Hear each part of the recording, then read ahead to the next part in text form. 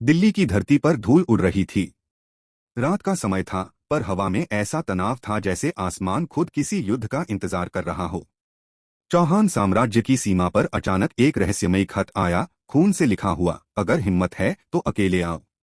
चौहान यह खत भेजा था अंधेरे का योद्धा कहे जाने वाले एक धूर्त निर्दयी शत्रु ने, जिसका नाम कोई नहीं जानता था, जिसे लोग केवल निशाचर कहते थे। अंधकार की गुफा पृथ्वीराज ने अपने सेनापति से कहा, यह सम्मान का नहीं, यह चुनौती का मामला है।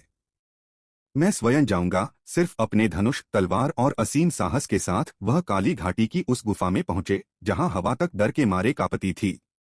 जैसे ही पृथ्वीराज अंदर बढ़े, हर दीवार पर निशाचर के बिछाए हुए जाल थे, पत्थरों का गिरना, जहरीले तीर, अचानक फिसलती जमीन।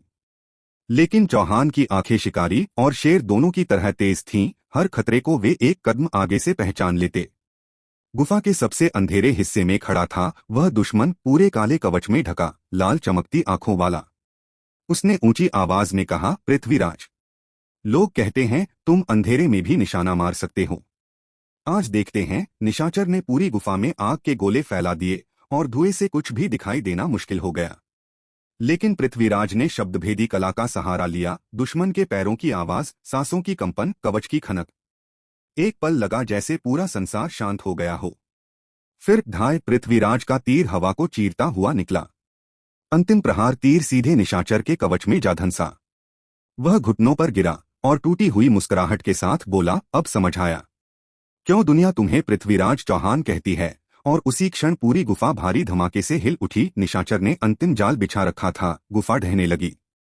पृथ्वीराज दौड़े, पत्थर गिर रहे थे, आग फैल रही थी, लेकिन वे अपनी अद्भुत फुर्ती से बाहर निकल आए। पीछे मुड़कर देखा, गुफा धूल बन चुकी थी। एक किंवदंती, राज्य लौटते समय हवा में सिर्फ एक आवाज गूंज रही थी, जहां अंधेरा होता है वहां पृथ्वीराज का तीर रोशनी बनकर आता है।